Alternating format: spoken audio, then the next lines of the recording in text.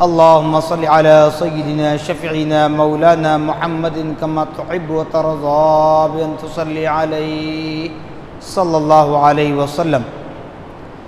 نبی اور آل نبی پر پھر ایک مرتبہ آواز بلند درود پاک پڑھیں۔ اللہم صل علی سیدنا شفیعنا مولانا محمد معد الجود والکرم منبع العلم والحلم والحکم وآلہ واصحابہ وبارک وسلم صلاۃ وسلاما علیک یا رسول اللہ صلی اللہ تعالی علیک وعلى آلك وأصحابك وأزواجك وذرياتك وأهل بيتك أجمعين سبحان ربك رب العزة عما يصفون وسلام على المرسلين والحمد لله رب العالمين۔ الحمدللہ، تمام تعریفیں اس ذات اقدس کے لیے ہیں جو سارے عالموں کا پروردگار ہے، جس نے ساری کائنات کو پیدا فرمایا، ساری کائنات کو روزی دے رہا ہے، میدان محشر کا مالک و مختار ہے۔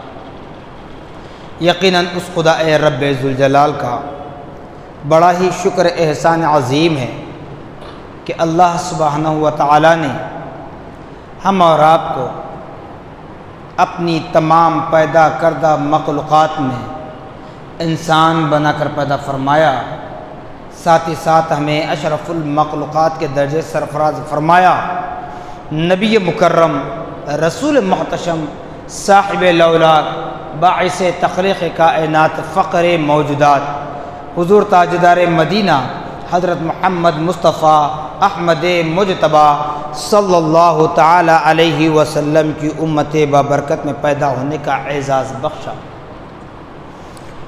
معزز سامعین محترم، اللہ سبحانہ و تعالی اپنے کلام مجید میں ارشاد فرماتا ہے وَأَمَّا بِنِعْمَةِ رَبِّكَ فَحَدِّثْ، کہ لوگو تم اپنے معبود حقیقی کی نعمتوں کا چرچا کرو، یعنی اللہ رب العالمین کی جتنی نعمتیں ہم کو مل چکی ہیں، مل رہی ہیں، آئندہ ملنے والی ہیں، ان تمام نعمتوں پر اللہ کی بارگاہ میں شکر بجا لانا ہے۔ کیونکہ انسان کو جب اللہ پاک نے پیدا کیا تو قرآن فرماتا ہے کہ انسان جب اس دنیا میں پھلے پھولے درخت کی طرح، ایک تناور درخت کی طرح، ایک پھلدار درخت کی طرح جب ہو جاتا ہے تو وہ اپنی طاقت کے بلبوتے اتراتا ہے، وہ اپنے حسن و جمال کے طور پر اتراتا ہے، وہ اپنی آل اولاد کی طاقت پر اتراتا ہے، وہ اپنے کمائے ہوئے کچھ مال پر اتراتا ہے۔ پھر بعض ایسے ہیں جو اپنے باپ دادا کے مال پر اتراتے ہیں۔ اب اس کے بعد انسان کی کیفیت ہوتی ہے کہ جو ہر جہت سے اترانے لگتا ہے، کوئی علم پر اتراتا ہے، کوئی ہنر پر اتراتا ہے، غرض کہ انسان کو جو جو خوبیاں عطا کی جاتی ہیں وہ اپنی ان خوبیوں میں سے کسی ایک خوبی کو لے کر اگر عوام کے سامنے، اللہ کے بندوں کے سامنے اتراتا ہے، اپنا سینہ تانتا ہے، تو ایسے لوگوں کے لیے تنبیہ کی جا رہی ہے، بتایا جا رہا ہے کہ لوگوں تم پہ جو جو خوبیاں عطا کی گئی ہیں، تم کو جن جن نعمتوں سے سرفراز کیا گیا ہے، وہ سب کا سب اللہ رب العالمین کی جانب سے ہے، اس پر اترانا نہیں ہے۔ آپ کو اللہ پاک کچھ دے دے تب بھی عاجزی و انکساری کے ساتھ رب کی بارگاہ میں اپنے آپ کو پیش کرنا ہے۔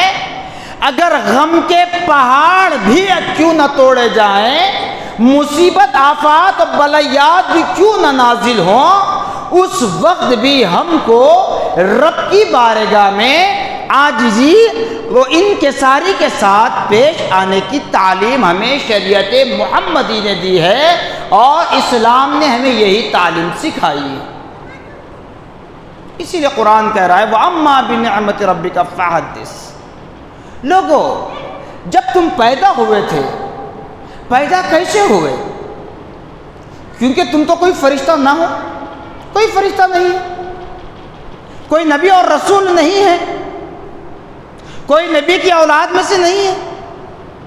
کوئی سے مراد آپ اور ہم عام آدمی کی بات کر رہا ہوں، ایسا ناک نہیں کہ پھر کسی سادات کی طرف منسوب کر دیں اور کہہ دیں کہ مولانا نے اپنے بیان میں کہا کہ کوئی نبی کی اولاد نہیں ہے۔ نعوذ باللہ، یہ خیال نہیں ہے، عام انسان کے لیے بات بتا رہا ہوں۔ کوئی صحابی نہیں ہے، کوئی تابعی نہیں ہے، کوئی ولی کامل نہیں ہے، جو اولیاء گزرے، جو سلسلوں کے فاؤنڈر ہیں، بانی ہیں۔ بات سوچ کر کہہ رہا ہوں، آپ سمجھنے کی کوشش کیجیے۔ ولی کامل سے مراد میں پوری دنیا کی بات نہیں، بلکہ سلسلہ قادریہ، سلسلہ چشتیہ، سلسلہ نقشبندیہ، سلسلہ سہروردیہ، یہ مرکزی سلاسل ہیں، ان کے جو بانی ہیں، یہ جو فاؤنڈر ہیں، اس طرح کوئی نہیں ہے۔ اگرچہ کہ اپنے دور کا قطب ہوگا، لیکن کوئی غوث جیسا تو نہیں ہے۔ اس دور کا کوئی ابدال ہوگا، لیکن معین الدین چشتی جیسا تو نہیں ہے۔ اس اعتبار سے بات کر رہا ہوں۔ جو اتراتے ہیں نا، تو اللہ کیا فرما رہا ہے کہ بندے تو اپنی پیدائش کو دیکھ۔ آج تو شیش محل میں رہتا ہوگا، اے سی میں رہتا ہوگا، پورے عیش و آرام کی زندگی بسر کرتا ہوگا، اور تیرے بھائی کے پاس، اب وہ تیرا بھائی حقیقی ہو، خونی رشتے کا ہو، یا اسلامی رشتہ ہو، یا انسانی رشتہ، اسلامی رشتہ ہو یا انسانی رشتہ، جب تم ایک شیش محل میں رہتے ہو، آرام دہ مقام پر رہتے ہو، تو سامنے والے وہ گری ہوئی نظر سے دیکھتے ہیں نا، حقارت کی نظر سے دیکھتے ہیں۔ تو قرآن یہی کہہ رہا ہے، اے بندے ذرا سمجھنے کی کوشش کرنا، آج جس مقام پر تم ہو، آنے سے پہلے تمہارا مسکن کہاں تھا؟ جہاں تم نے زندگی کے سووں سینکڑوں سال تم گزار رہے ہوں گے، بڑے عیش و آرام میں گزار رہے ہوں گے، لیکن 9 مہینے تو پہلے آپ کا مقام ہے۔ اس کے بعد جب اس دنیا میں آؤ گے، پھر سلسلے وار تم طاقتور ہوگے، مالدار ہوگے، امیر کہلاؤ گے، بڑے گھرانے کے کہلاؤ گے، جو کچھ کہلاؤ، لیکن 9 مہینے کہاں تھے؟ ماں کے پیٹ میں۔ قرآن کیا کہہ رہا ہے؟ خلق الانسان من علق۔ ہم نے انسان کو ایک جمے ہوئے خون سے پیدا کیا۔ ہم نے انسان کو ایک جمے ہوئے خون سے پیدا کیا۔ اس کے بعد اللہ پاک نے کیا فرمایا؟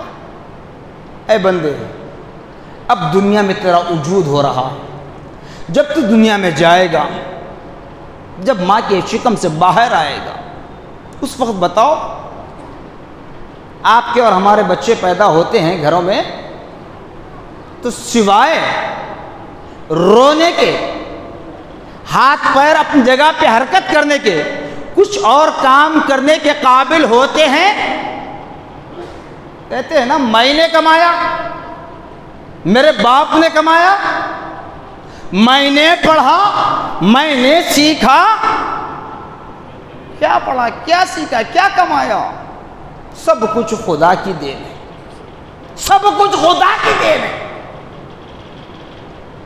جس وقت ہماری زبان میں بات کرنے کی صلاحیت نہیں تھی، بولنے کی طاقت نہیں تھی، بھوک و پیاس ہوتی، سوائے رونے کے کچھ نہ آتا، سوائے پیر زمین پر رگڑنے کے کچھ نہ آتا، آج کچھ بولنے کے قابل ہے، آج کچھ کرنے کے قابل ہیں، آج کسی کو کچھ تعلیم دینے کے قابل ہیں، آج کسی کو کچھ ہنر سکھانے کے قابل ہیں۔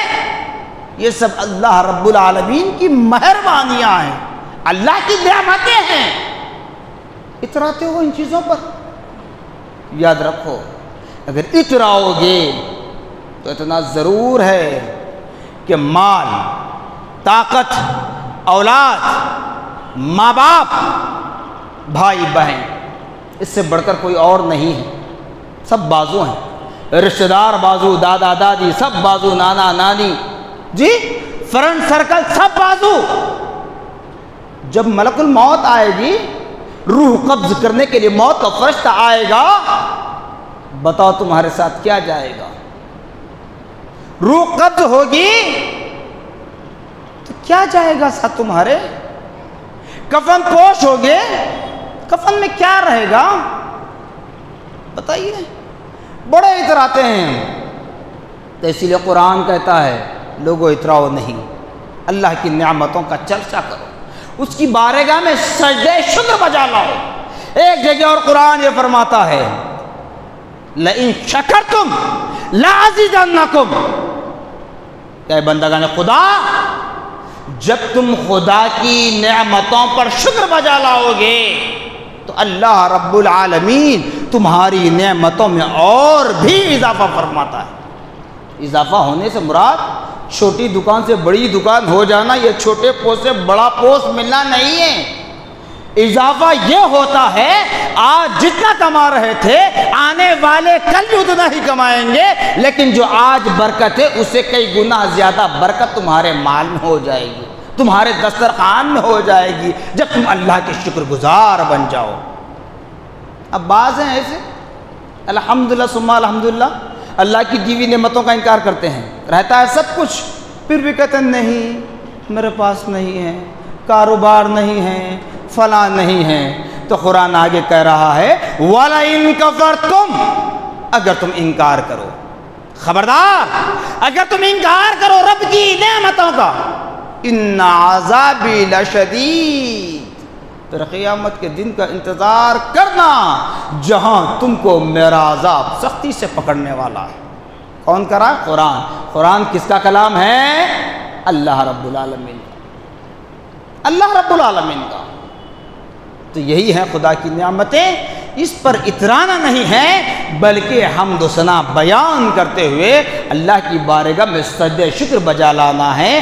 جو اگر اللہ نے ہم کو طاقت سے نوازا ہے تو مظلوم کی پہلے حمایت کریں، اگرچہ کہ وہ قصوروار ہے لیکن وقت یا طور پر اس کی مدد کریں، اس کی ہیلپ کریں، اس کی جان چھڑائیں، پھر اس کے بعد بٹھا کر اسے سمجھا کر معاملے کو سلجھانے کی کوشش کریں.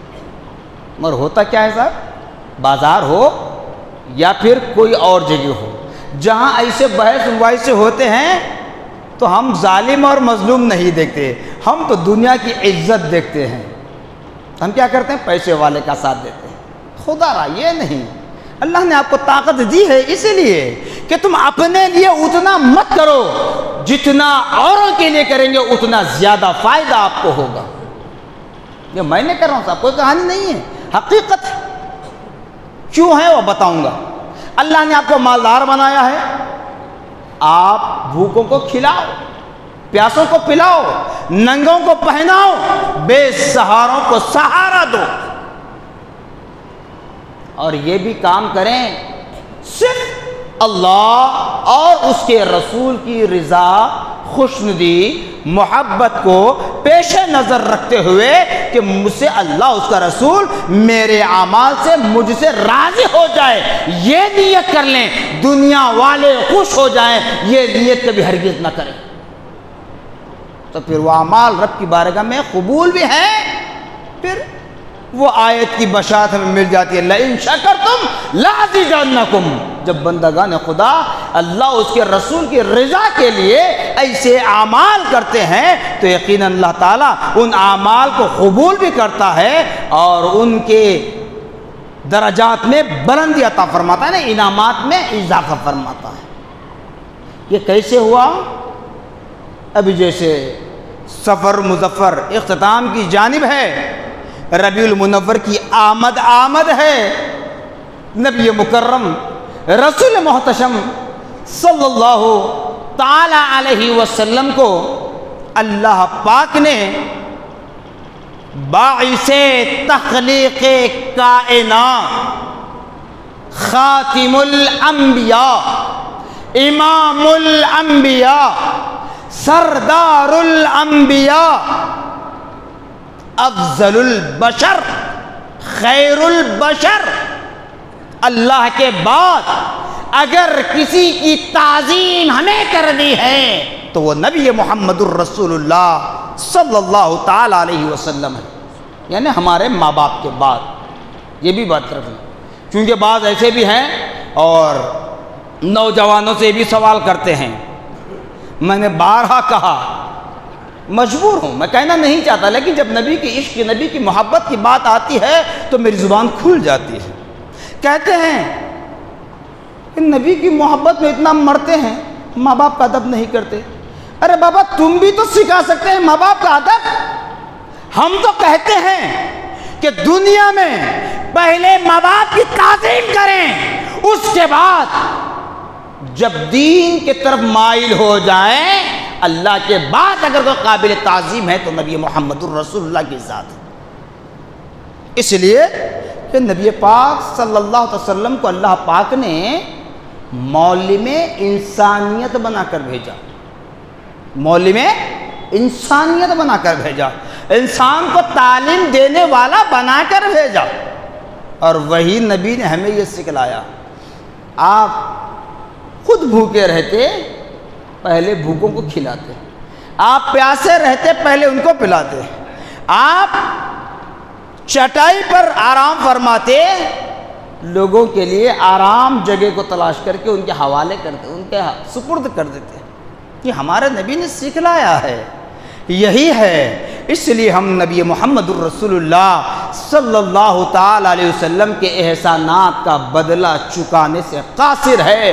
جب نبی کے احسانات کا بدلہ ہم چکا نہیں سکتے تو خدا کا بدلہ ہم کہاں سے چکائیں گے؟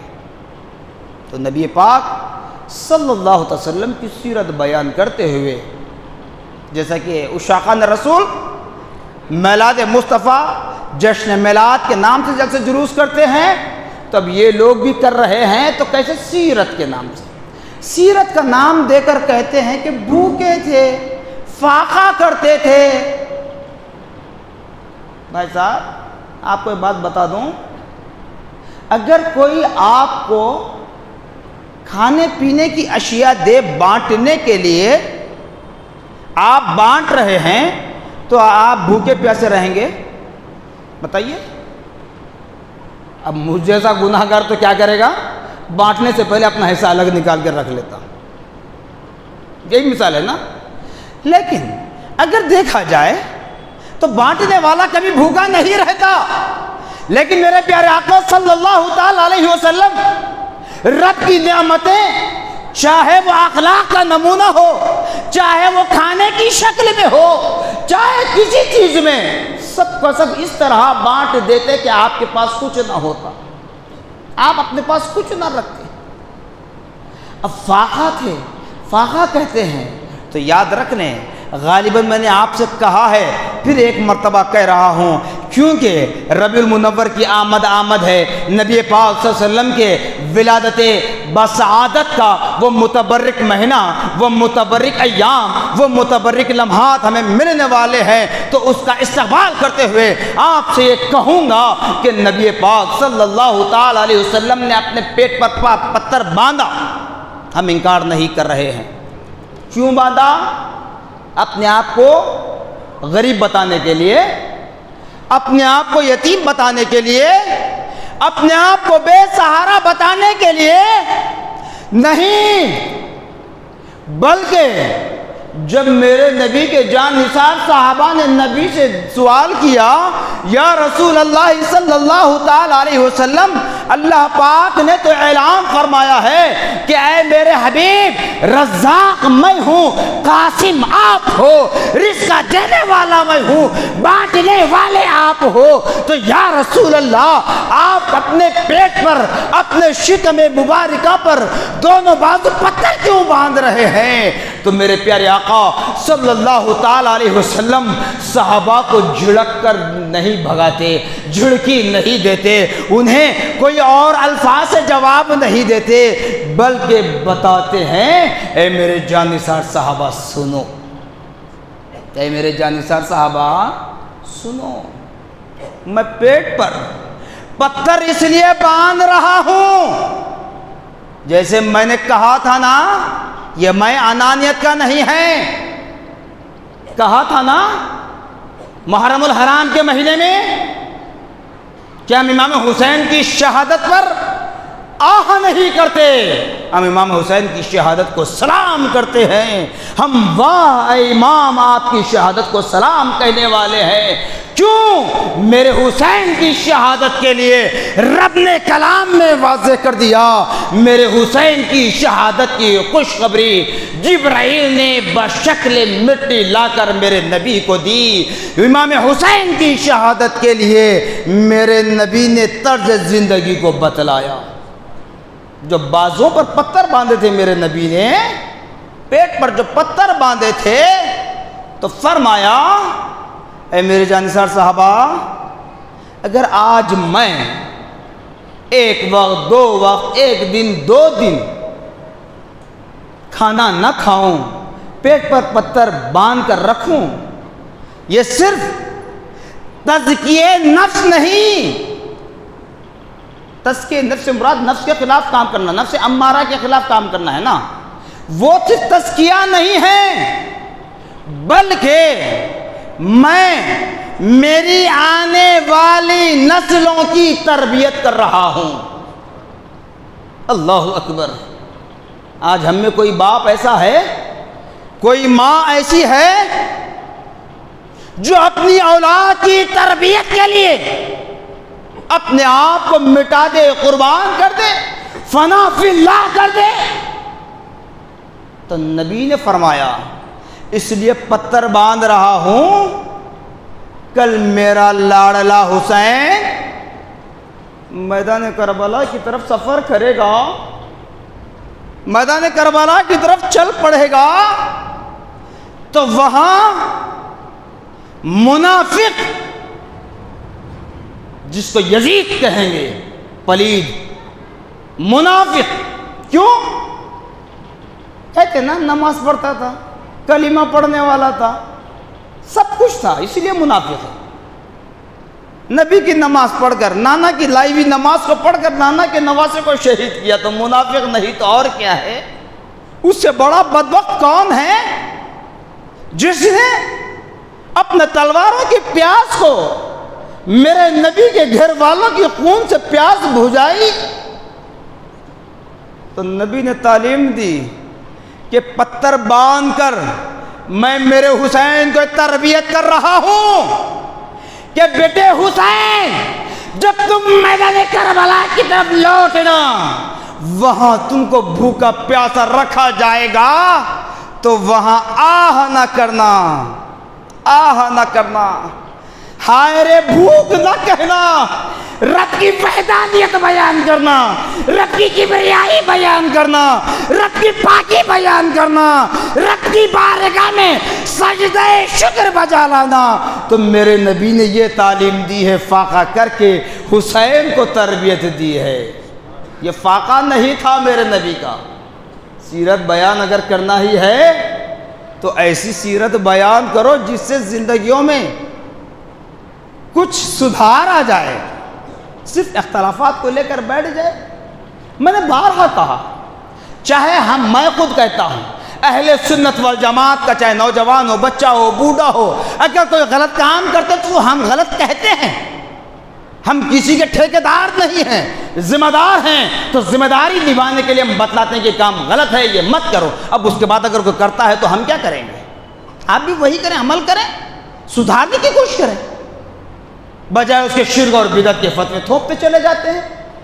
تو خدا را یاد رکھ لیں، نبی پاک صلی اللہ علیہ وسلم کی ساری زندگی کو قرآن بیان کر رہا ہے، اور نبی پاک صلی اللہ تعالی علیہ وسلم کی حیات طیبہ کے وہ درخشاں پہلو ساری امت مسلمہ کو کل صبح قیامت تک کے لیے نمونہ ہیں، اس کو اپنائیں، اور اللہ پاک کی نعمتوں کا چرچا کرنا ہے تو سب سے عظیم المرتبت نعمت یہی ہے کہ اللہ نے ہمیں نہ صرف انسان بنایا بلکہ نبی محمد الرسول اللہ صلی اللہ علیہ وسلم کی امت بابرکت میں پیدا ہونے کا اعزاز بخشا۔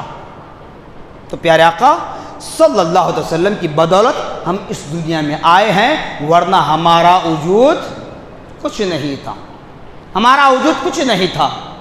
آخری باتیں بتا دوں، ہمارا آپ کا وجود تو اپنی جگہ درکنار، بلکہ خود ہمارے والد بزرگوار افضل البشر، اللہ کے سب سے پہلے خلیفہ، بنا ماں باپ کے پیدا کیے گئے، پانی اور مٹی سے، فرشتوں کے ہاتھوں سے، خدا کی قدرت سے، وہ والد بزرگوار حضرت سیدنا آدم علیہ نبینا علیہ السلام بھی تو یہی فرماتے ہیں کہ میں پیدا ہوا نبی محمد الرسول اللہ کا صدقہ ہے، میں پیدا ہوا نبی محمد الرسول اللہ کا صدقہ ہے۔ جبرائیل نے بھی یہی تو کہا تھا معراج کی رات، اب بھی اعتراض کرتے ہو تو یہ اپنی مرضی ہے، جبرائیل نے بھی کہا تھا یہی معراج کی رات کہ آج مجھے پتا چلا ہے کہ اللہ نے میرے چہرے کو کافور سے کیوں بنایا ہے، اللہ نے میرے چہرے کو کافور سے کیوں بنایا ہے، کیوں؟ اس رات نبی پاک صلی اللہ علیہ وسلم کو اللہ پاک نے اپنی چچا زاد بہن حضرت ام ہانی رضی اللہ تعالیٰ عنہ کے گھر آرام کرنے کے لیے کہا، حکم دیا اور جبرائیل کو بلوانے کے لیے بھیجا۔ جبرائیل پہنچے، نبی آرام کر رہے ہیں، اب جبرائیل پسو پیش میں تھے۔ قصہ مختصر، جب جبرائیل نے نبی پاک صلی اللہ علیہ وسلم کے خدم نبوت کو بوسہ دیا تو نبی جب بیدار ہوئے، ٹھنڈک محسوس ہوئی، تب جبرائیل نے خدا کی بارگاہ میں حمد و ثنا بیان کرتے ہوئے، رب کی کبریائی پاکی بڑائی بیان کرتے ہوئے کہا کہ آج مجھے پتہ چلا ہے کہ میرے رب نے میرے چہرے کو کافور سے کیوں بنایا تھا۔ تو یہ شان ہمارے نبی کی ہے، تو یہی سب سے بڑی نعمت عظمیٰ ہے خدا کی تمام تر نعمتوں میں کہ اس نے ہمیں نبی محمد الرسول اللہ صلی اللہ علیہ وسلم کی امت بابرکت میں پیدا فرمایا۔ آخر میں اللہ پاک سے ہم یہی التجا کریں گے، مولا جس طرح تو نے ہمیں نبی محمد الرسول اللہ کی امت میں پیدا فرمایا، آخری سانس نظر جانا ہونے تک ہمیں نبی محمد الرسول اللہ کے دامن سے وابستہ فرما، نبی محمد الرسول اللہ کے نقش قدم پر چلنے والا بنا، نبی محمد الرسول اللہ صلی اللہ علیہ وسلم کا دیدار نصیب فرما، جب ہم کفن پوش ہوں قبر میں اتارے جائیں، جہاں نبی کا دیدار نصیب فرما، نبی کو چہرے کو دیکھنے کی طاقت ہمیں نصیب فرما، میدان محشر میں نبی محمد الرسول اللہ صلی اللہ علیہ وسلم کی شفاعت عظمیٰ ہمیں نصیب فرما، اسی نبی کے نالین کے تصدق میں مولا تیرا قرب تیرا دیدار ہمیں نصیب فرما، آمین ثم آمین بجاہ سید المرسلین صلی اللہ علیہ وسلم، وآخر دعوانا الحمدللہ رب العالمین۔ سنت ادا فرما۔